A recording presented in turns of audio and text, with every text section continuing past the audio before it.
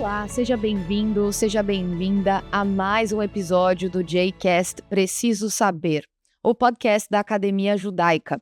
Eu sou Karina Calandrin, sou host aqui do podcast, e esse é um podcast para quem tem perguntas, porque sabemos que no judaísmo mais importante do que as respostas é sabermos fazer as perguntas corretas.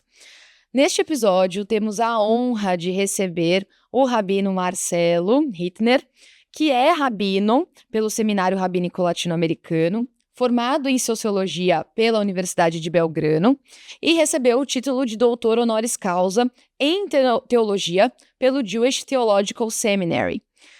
Tem mais de 50 anos de trabalho contínuo e no Brasil também foi rabino aqui na Congregação Israelita Paulista, a CIP, de 1975 a 1985. Muito obrigada, Rabino Marcelo, por estar aqui conosco, pela honra, né, de ter aceitado o convite. Muito obrigada mesmo. É um prazer poder estar com vocês, com a comunidade e com os amigos. O reencontro é muito importante e aqui estamos para responder algumas das perguntas que você diz que fazem, mas também para tratar de responder as nossas próprias perguntas, porque as perguntas, sim, Elie Wiesel foi quem falou justamente que é mais importante a pergunta que a resposta. Sim. E eu acredito que também é importante continuamente se fazer as perguntas, porque também as respostas vão mudando. Depende da nossa etapa da vida. Com certeza. Fazendo a pesquisa pro roteiro, né, aqui para nossa conversa, e a gente tem vários temas aqui nos bastidores, nós estávamos conversando, né, sobre tantos temas para discutir. Eu me deparei com, né, o seu trabalho, com os livros, né, que o senhor já publicou, e um tema que é frequente, que aparece, é a questão do luto. Não é o único tema que vamos tratar hoje, mas é algo que pessoalmente me aproximou, porque eu passei por um luto recente. Eu, assim, me sinto ainda vivendo esse luto. No luto judaico, eu encerrei, né, alguns meses atrás, eu passei pelo Yortzeit da minha mãe, mas foi o primeiro luto que eu vivi na minha vida, o luto judaico mesmo, todas as fases do luto, né, ter que passar pela Shivá e tudo mais. E vendo a sua obra, vendo os seus escritos, as palestras, né, que o senhor já deu, eu me identifiquei com muitas coisas, né, que o senhor já produziu sobre, né. E eu queria começar perguntando o que te motivou a falar sobre o luto, né, não só sobre o luto judaico, não só sobre os ritos, que fazem parte, é claro, mas falar sobre o luto de uma maneira, acho que vai além da questão religiosa, né. Que apesar de ser um tema que todos vamos passar, eventualmente, né, algo que é uma certeza da vida humana, eu acredito que ainda é pouco discutido na sociedade. Eu tendo passado por isso recentemente, percebi que as pessoas não sabem muito bem como lidar com isso.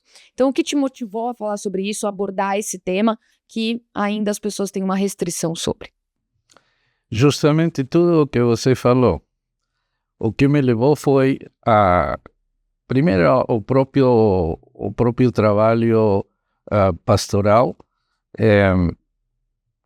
com o qual você tem permanentemente contato com a morte. E tem casos de morte natural, de alguém que viveu 90 anos, 100 anos, mas ainda assim você sente que as famílias têm uma dor muito grande. E não falar das situações trágicas. E é muito forte, porque finalmente você me refiro à figura pastoral, chega a dar um conforto, mas também faz as suas próprias perguntas, não? Ou seja, a pergunta que muitas vezes as famílias fazem, não? Por que Deus me fez isso? Quando você está frente a uma família que está vivendo uma situação trágica com alguma criança, uma situação assim, bom, eu também sou pai, eu vejo a vida, também fui filho, tudo isso move você a ver como eu posso ajudar mais. E foi um processo, não é que um dia eu decidi, eu vou fazer isso. Foi um processo. A tanatologia é uma coisa relativamente nova, se bem que é antiga, é nova como moda acadêmica e inclusive como términos, não? Mas poder ajudar a outro, o sentido de empatia, talvez na hora da morte, da separação, de um final, é muito mais marcado, muito mais forte que outras situações ao longo da vida. É uma pérdida, mas também perder um trabalho é uma pérdida, mas tem de pérdidas a pérdidas. E esta é, talvez, o maior desafio também para Deus, poder responder. E para o judaísmo, o que muda, né? Assim, na sua experiência de trabalho, tendo contato também com tantos textos sobre luto, que não são só textos judaicos, né? Textos espirituais, textos religiosos de outras vertentes religiosas, o que muda para o luto judaico? O que o judaísmo nos ajuda a ver sobre a morte e sobre a vida? Bom, a morte eu repito sempre a mesma frase porque diz tudo. A morte é a melhor maestra da vida, sem dúvida alguma, porque é a que nos faz tomar consciência, ter consciência de que estamos desperdiciando os dias da vida. Cortázar, o escritor, escreveu uma vez que o homem é o único ser que acha que é imortal apesar da morte, não? Então, nós vivemos como se não tivéssemos uma data de caducidade. E não é verdade. Desde o momento em que nascemos, há um destino, há um programa feito em algum lugar, não sei se com GPT ou com que sistema, mas que está já programado enquanto a tua vida. E curiosamente, falando desse tipo de aplicações, agora veio à minha memória, alguns anos atrás eu li sobre uma aplicação que tinha sido desenvolvida em uma universidade americana, que falava sobre um cálculo que faziam de quantos anos você poderia viver. Então, você respondia uma série de perguntas que tinha. E as perguntas não eram quanto você pesava, nem quanto você caminhava. Eram perguntas relacionadas com ansiedade, com medos, com desafios, com tu estilo de vida. E então, o resumen era que a partir das tuas respostas, se fossem honestas, a máquina calculava, a aplicação calculava uma série e te dizia, provavelmente você vai viver tantos anos. Então, como todo mundo faz, eu quis fazer uma trampa, não? Assim, para ver se como eu consigo poder viver mais. E uma das perguntas era acerca do medo, da ansiedade e do tema da morte. E do otimismo. E então eu descobri que se você modificava a tua atitude frente ao otimismo, tua chance de viver mais anos crescia muitíssimo. Eu não sei se isso funciona ou não funciona, mas o que eu aprendi dessa experiência foi que, sem dúvida alguma, como você encara a tua vida tem muito a ver como você vai viver tua vida. Sim. Certo? O fracasso, ensinam que o fracasso, todos temos fracassos. Quem se arrisca, corre o risco de um fracasso. Mas quem não ficam no fracasso são os que se levantam e tentam mais uma vez. Isso é o que a vida no judaísmo te fala ou fala para cada um de nós. o judaísmo é uma religião de vida, não é uma religião de morte. Uhum. O sistema que o judaísmo utiliza é que tem um mundo por vir, que nós vamos ser julgados nesse mundo. E isso é a invitação, o convite para você, como nos programas de milhagem de aviões, sabe? Se quanto mais pontos você junta aqui, provavelmente você vai ser melhor tratado lá. Mas isso é uma interpretação. Ninguém voltou da morte para nos dizer o que está acontecendo ou o que aconteceu lá. Sim, inclusive, sempre se fala de uma maneira superficial que deve estar todo mundo bem porque ninguém volta, não? Então, isso é um sentido de tentar responder facilmente um tema. Eu acho que o que você aprendeu com a morte, bom, você mesma tem algumas conclusões. O que a gente tem que aprender com a morte é a viver. Tem que aprender que Mitch Albom, em um livro muito legal que se chama Tuesdays with Morris, ele fala que o professor fala para ele justamente a morte termina com uma vida, mas não com uma relação. No caso da tua mãe, lamento o que sucedeu. No caso da tua mãe sigue estando presente com você todo dia. Você deixa de vê-la. Muitas vezes a gente inconscientemente quer pegar o telefone, este telefone, certo? E ligar, porque cada dia você acostumava a ligar com ela. Mas Bashevis Singer falou que o escritor, o Prêmio Nobel de Literatura, ele escreveu uma vez que os mortos não estão no cemitério, os mortos estão dentro de nós. Sim? E então, dentro de nós, eles moram porque nós damos vida. Todo o tempo que você lembra dela, ela está viva. A gente só morre quando nós esquecemos deles. Nossa, muito bonito isso. Aliás, tem relação porque eu também me casei recentemente e aí me disseram que existia uma prática que você precisava ir ao cemitério, convidar os seus parentes já falecidos, né?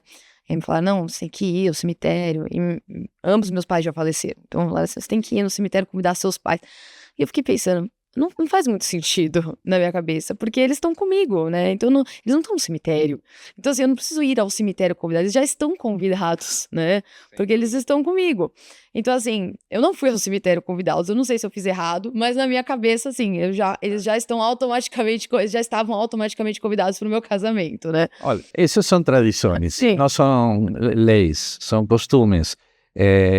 Antigamente era uma costume, então a gente tem também que entender de colocar costumes no tempo em que elas existiram, não? É decir, tem muitas tradições em relação à morte que são tabu, mas não tem nada a ver com a halajá, com a lei judaica, e nem sequer com princípios da lei judaica.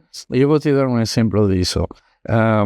Quando começou todo o tema do Covid, surgiu um problema importante. E o problema foi que as pessoas tinham que tirar a roupa ou sacar a roupa, enfim. E também surgiu o tema dos sapatos. Se você sabe também, no mesmo sentido do costume de levar um convite ou contar a teus pais no cemitério, também outro costume é, por exemplo, que quando a pessoa morre, você distribui toda a roupa para a tzedakah, mas os sapatos não. Sim. Lembram? Sim. Bom, isso não é lei, certo? E você sabe de onde surgiu isso? Não. Da inteligência dos rabinos na época da peste bubônica. Como todo mundo contagiava aos outros, o sapato era uma forma de contagiar E então os rabinos falaram para as comunidades, não pode usar roupa, sapato de uma pessoa morta, porque você vai seguir seus passos. Sim. Então, o que ele, na verdade, estava dizendo era, não faça isso porque você pode se contagiar. Sim. Mas ficou como um costume, quando, na verdade, foi como uma emergência de um determinado momento. Então, tem muitas tradições que acontecem isso. Algumas têm sentido, outras não têm sentido hoje, certo? Então, isso foi um exemplo de alguma coisa. Eu acho muito bonito, acho maravilhoso o filho poder chegar frente ao túmulo de seu pai e contar, falar. A ideia não é que você pode fazer isso hoje por WhatsApp também, porque pessoas que já faleceram continuam em Facebook. Sim. Ninguém tirou o friend, não? Mas, sin embargo, acho eu, você tem que decidir o teu próprio caminho. Sim. Sim, você pode ir no cemitério. O cemitério é como um lugar, como um ponto de encontro com nossa história. Sim. Mas você também lembra a história onde você estiver. Os próprios rabinos aconselham, tem gente que visita muito o cemitério, Sim. certo? Sim. Mas visitam por ele, não pela pessoa que vão honrar, certo? E os rabinos ensinam que não é bom visitar muito. Por quê? Porque tem que deixar a alma da pessoa descansar. Não pode estar continuamente contando todos os chures, todos os problemas e todo o demais. Você faz isso porque você precisa fazer isso, certo? Mas eles estão sabendo tudo. Assim acredito eu. Sim. A gente está falando muito sobre morte, mas a morte, obviamente, relacionada à vida, né? Como o senhor bem disse, né? Como a morte nos ensina a viver, né? E a minha próxima pergunta, ela liga diretamente com isso, né? Que a gente estava falando como o judaísmo entende o luto, né? Como o judaísmo entende a morte, comparando com outras fés, né? Com outras religiões, mas ao mesmo tempo como esse luto ensina, né? A morte ensina a viver no dia a dia. E nos bastidores a gente estava comentando sobre uma obra, né? Um livro que fala que, né? A autora escreve as últimas frases, né? De que as pessoas teriam dito antes da morte, né? E que isso deixa lições para a vida. Né, eu gostaria que o senhor comentasse um pouco mais sobre essas lições. Sim. O que você está dizendo fundamentalmente é um princípio que mencionou Harold Kushner, o rabino.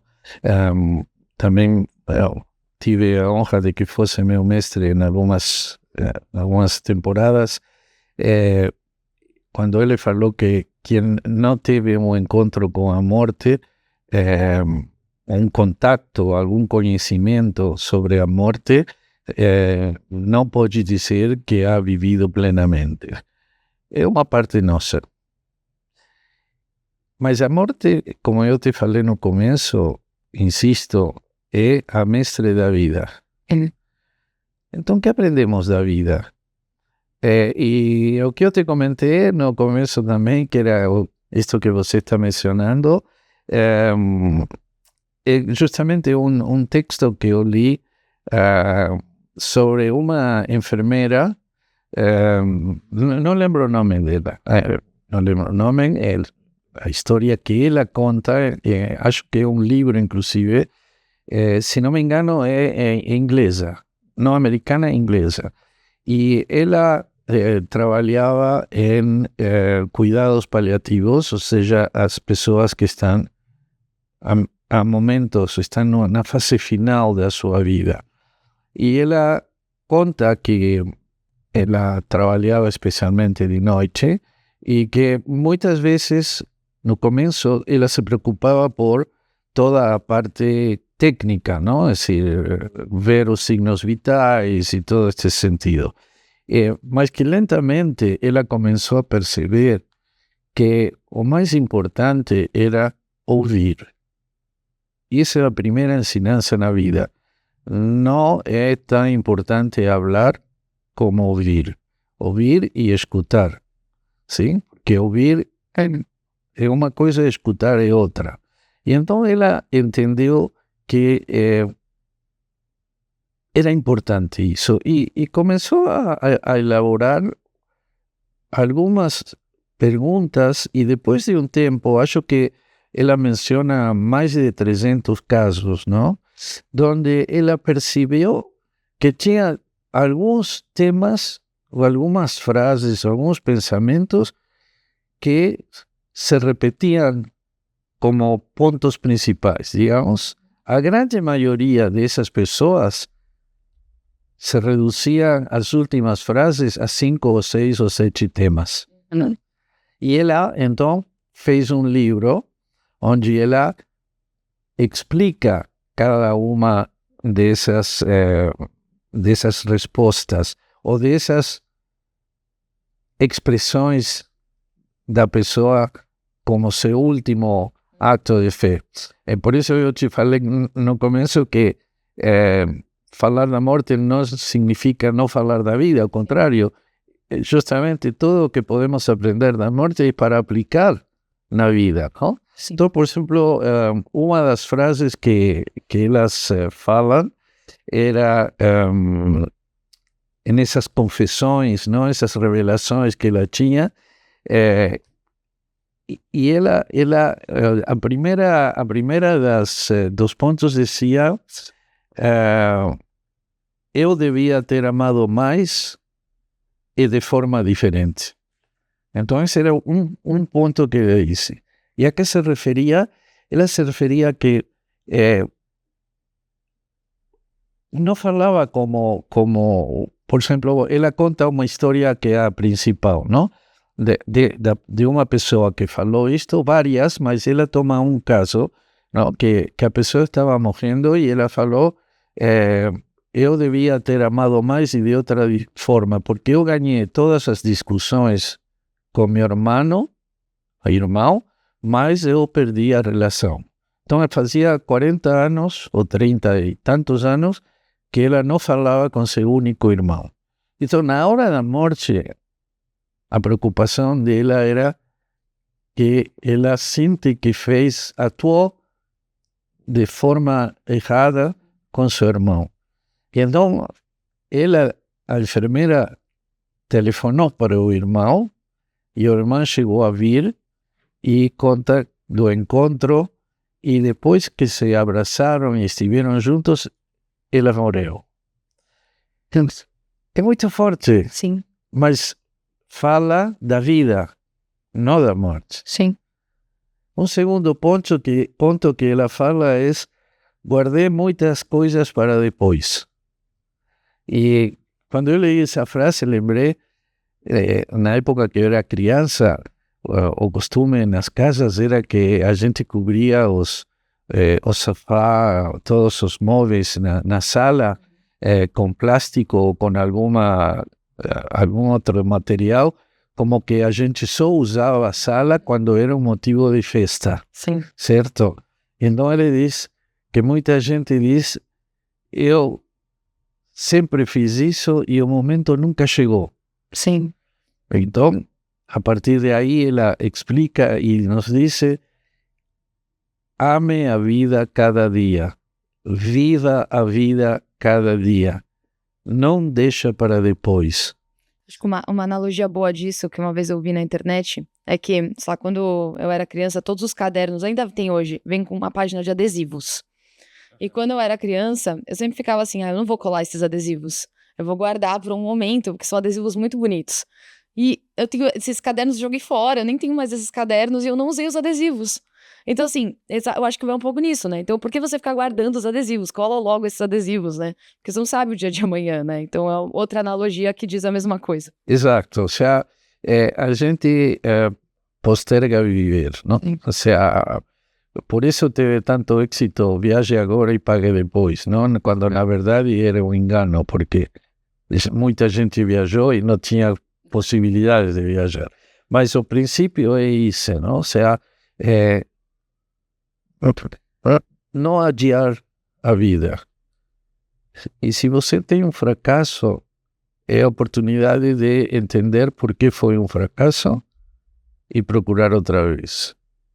Seguir caminhando. Sempre eu gosto da figura que ao longo de nossa vida é como se atravessáramos um deserto, não? E a meta é poder chegar a uma terra prometida pessoal, que é a ideia que você tem da tua própria vida, onde você quer chegar. Sim? E estou pensando agora, eu tenho um livro que não é meu, que eu tenho porque eu comprei, que eu li, e que podemos falar sobre isso em um próximo encontro, se você me convida. E depois eu te dou o nome do livro para que você também possa ler. Então, outro pensamento que falam é o perdão me libertou muito mais que oxigênio.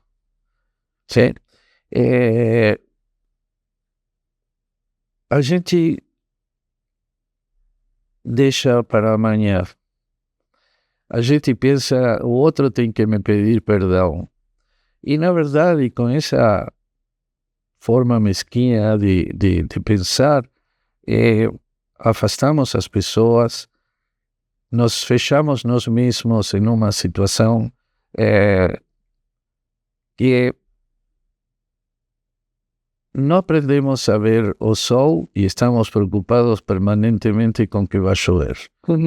E eu acho que o perdão é muito importante, é mais importante para quem está ofendido ou foi ofendido, porque a outra pessoa não está vivendo a carga que você está levando, que te faz caminhar mais devagar, que te complica pelo peso que está dentro de você e que também não deixa que você conheça novas pessoas na tua vida, não? A todo nível. E eu acho que isso é parte do que ela mesma estava. A gente gosta de esperar. Vamos a esperar. Sim. Não pode esperar, porque o tempo não espera. Sim. Já passou. Tem 2 ou 3 pensamentos mais? Posso falar? Sim, ok. As melhores coisas da vida eram de graça, mas eu estava ocupado demais para perceber. Isso foi falado por vários homens, em geral, pessoas relacionadas a uma vida cheia de trabalho. E então um deles usou uma frase que ela põe que confundia estar vivo com estar ocupado. E eu acho que essa é uma frase maravilhosa para nós, porque achamos que estar ocupados é estar vivendo. E depende em que você está ocupado, Sim. Mas viver são justamente as coisas que você faz no tempo livre. E o que está nos ensinando este pensamento de alguém que está por deixar a vida é não perca sua vida, senão faz as coisas e desfruta. O problema é que quando viajamos, sim, temos carros que vão a grande velocidade, mas deixamos de ver toda a paisagem da viagem. Sim. O que queremos é chegar mais cedo. Uhum. Não importa como, mas deixamos de desfrutar a viagem. E a vida o que nos diz é, lembra, desfruta tua viagem. Para isso é a viagem, para você desfrutar. Não adianta chegar 3 minutos antes ou 2 dias depois. O tema é você desfrutar a tua viagem ao longo da tua vida. Vou fazer uma referência também a um filme agora. Um filme, é um filme muito bobo, que é um filme do Adam Sandler. É aquele filme Click. Acho que não sei quem Click, sim, claro. Não é bobo. É um filme tremendamente... Eu fiz prédica com esse filme. Sério? Sim, eu fiz uma prédica Rosh Hashanah alguns anos atrás, porque eu assisti, acho que 10 ou 12 vezes o filme, porque tem Bom, eu não sou um seguidor de artistas, mas posso te dizer que ele tem algumas películas, filmes que parecem muito bons em geral, porque é seu estilo, mas alguns deles têm mensagens. Sim. E Click tem um mensagem muito importante, porque a gente finalmente vive com um aparelho desses na nossa vida diária. Sim. E então, quando temos uma situação que não queremos, damos para frente, para avançar, e na verdade é que não resolvimos. Por exemplo, com o duelo, é uma das coisas que acontece isso, com o luto. Sim. Acontece isso, certo? A gente dá forward. Exato. Eu não quero ter isso, mas eu vou te dizer algo que eu aprendi também. Você tem que fechar os círculos abertos, porque em algum momento a tua própria vida te cobra isso. Eu concordo plenamente, e tendo vivido isso, eu concordo plenamente. E o problema é que a sociedade às vezes nos cobra, né, de passar por isso. Porque às vezes você tá introspectivo, você tá triste, você tá em um outro tempo, porque o luto está presente na sua vida, e a sociedade fala, mas você ainda está triste, né, mas já passou um mês, já passou 2 meses. Você fala, nossa, mas assim, passou um mês, né, você já quer que eu já esteja a 100% como eu estava antes? Então, eu concordo plenamente, a gente quer sempre pular essas fases, voltar ao que a gente era antes, e uma coisa que eu aprendi muito com o luto, né, assim, da minha experiência pessoal, a gente não volta a ser o que a gente era antes, a gente encontra uma nova pessoa, a gente não... definitivamente. É uma nova pessoa, né, eu digo, eu sou uma nova Karina, eu não sou a Karina que eu era antes do falecimento da minha mãe. Mas tudo bem, eu abraço essa nova Karina e eu sigo a vida, que eu acho que é uma Karina mais sábia, uma Karina que tem mais sensibilidade, é uma Karina que encontrou outras características. E tudo bem, eu não estou mais naquela fase da raiva, do luto, que eu queria voltar a ser aquela Karina de antes. Eu acho que eu já me encontro nessa nova pessoa. Mas eu acho que tem um pouco isso, essa negação também que as pessoas têm de querer voltar a uma ótica anterior.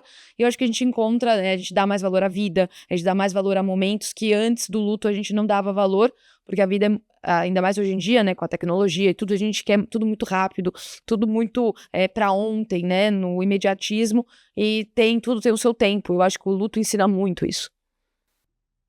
E talvez agregar o descartável. Sim, se fala descartável, porque é também uma característica da nossa geração. O que não serve, joga fora. Sim. E a gente faz isso com relações pessoais também, e muitas vezes sem sentido. Então, tudo tem que encontrar, isso nos ensina o judaísmo, tem um caminho, e de um lado do caminho tem gelo e de outro tem fogo. Você tem que encontrar o ponto meio onde você pode avançar na tua vida sem cair em nenhum dos dois lados. E isso é o crescimento, isso são os desafios da vida. Você avança, você está hoje com outra perspectiva da memória e também da memória de teu ser querido, não? Mas você também com o tempo resgata o melhor. Você já não lembra tanto talvez de últimos momentos da dor e da separação, senão que você resgata tudo o que foi a tua vida e a tua relação com ela. E isso é o que fica. E cada vez que você sente que alguma coisa está apertando, aparece a figura e outra vez te abraça e você sente que você não está sozinha. Sim. Isso é trabalhar uma situação, não negar uma situação, certo? Então, aliás, no judaísmo, a Shiva, quando as pessoas sentam 7 dias para observar e respeitar o luto, é o maior respeito à pessoa e à relação que você teve. Então, é um momento de passar, recordar e volver a passar pelo coração, não? De recordis, e volver a passar pelo coração. Então, recordar é isso, ter lembranças é ter presente as pessoas. Ter presente as pessoas é sentir que elas estão conosco. Temos consciência que não estão conosco, mas sim estão conosco de uma maneira talvez muito mais forte. Eu em algum livro tenho uma história que contei uma vez, não é minha história, me refiro, eu li em algum lugar e utilizei em uma exposição, em uma palestra, que era um pai que o filho não morava com ele, morava em outro lugar, e o pai liga para o filho e pergunta, filho, você vai vir agora para as festas? E o filho diz, olha pai, não dá, sabe, eu estou muito atrapalhado com o trabalho, com isso, com aquilo. E aí o pai falou, escuta, deixa eu te fazer uma pergunta. Disse, e se eu estivesse agora morrendo, você viria? Oh, mas lógico, pai, o que você crê? Eu iria correndo agora. Então o pai falou, sabe o quê? Eu não sei se eu estou morrendo, mas eu acho que eu estou morrendo. Eu prefiro que você venha agora e não venha no meu enterro. Nossa, forte também. Então, esse é o sentimento que tem que se criar o diálogo. Para você não se sentir mal quando seus pais não estão, ou um amigo deixou de ser amigo, tenta resolver antes de que as situações sejam limites. Sim. Isso é o que ensina a tradição, isso é o que ensina o bom senso, sim, que nós devemos ter. O que esta enfermeira nos ensinou não eram coisas que ela inventou. Ela termina no livro dizendo que o que ela percebeu é que as pessoas, quando estão morrendo, não têm medo da morte, têm medo de não ter vivido. E isso eu acho é a lição para nós. Quando estamos com vida, viver, acercar-nos às outras pessoas, poder reconstruir. Se o outro não quer, você tentou. Mas tenta. Você muitas vezes deixa de se aproximar a outro, não, o cara vai me falar não sei o quê. Mas talvez não fala isso, porque talvez ele está sentindo o mesmo que você. Nossa, foi uma besteira, a gente esquentou a cabeça, falamos. Mas sempre um espera que o outro faça. Tenha o valor de talvez você tomar a iniciativa alguma vez e provar. Qualquer seja o resultado, você vai se sentir muito melhor. Você se vai sentir mais completa, mais madura, uma pessoa com uma vida mais significativa. Com certeza. Infelizmente temos que ir seguindo para o final, né, por conta do tempo, mas o nosso podcast chama Preciso Saber. Então, eu sempre pergunto para os convidados se tem algo, né, alguma coisa que o convidado queira deixar para a audiência, que seja assim uma pílula, né? O que é preciso saber, né? Então, o que o senhor teria para dizer assim pode ser do tema que discutimos hoje, pode ser de algo geral, que a audiência precisa saber. Na tradição judaica tem uma expressão racídica que diz: arrependa-se um dia antes da sua morte. E os alunos perguntaram ao mestre: Rabino, como podemos saber quando vai ser esse dia? Ninguém sabe. Arrependa-se cada dia e faça o melhor de cada dia. Perfeito. E a gente também pede uma indicação de livro, né? Eu já dou várias indicações de livro ao longo do episódio, mas se quiser deixar mais uma, a gente aceita. Eu quero deixar hoje não falamos disso, mas eu adoraria poder falar com você, porque eu sou uma pessoa que eu acho que eu sou muito sensível, e tem um autor que para mim é uma luz, que é Viktor Frankl. Todo o tema da logoterapia e de como ele trata a vida e trata a morte. Ele foi um psiquiatra, ele criou a logoterapia e ele foi um sobrevivente de campo de concentração. Tem muitos livros. O livro mais importante dele, ou não sei se é o mais importante, porque ele tem muitos muito importantes, mas o mais conhecido dele é O Homem em Busca de Sentido. É um livro que cada pessoa deveria ler e pensar. Maravilha. Eu vou até quebrar o protocolo, né, que em geral eu não indico livros, né, porque eu não sou convidada. Mas como a gente falou sobre a questão do luto e tal, eu queria indicar um livro que eu li, né, logo depois do falecimento da minha mãe, que foi me indicado, porque disseram, é um livro, é um romance, mas falaram assim, um romance que fala sobre perda, que fala sobre luto, e eu gostei muito. Então, eu vou deixar essa indicação também para os espectadores, que se chama A Sorte do Agora. Eu não vou lembrar o autor, depois a gente coloca na descrição aqui do episódio, mas chama A Sorte do Agora.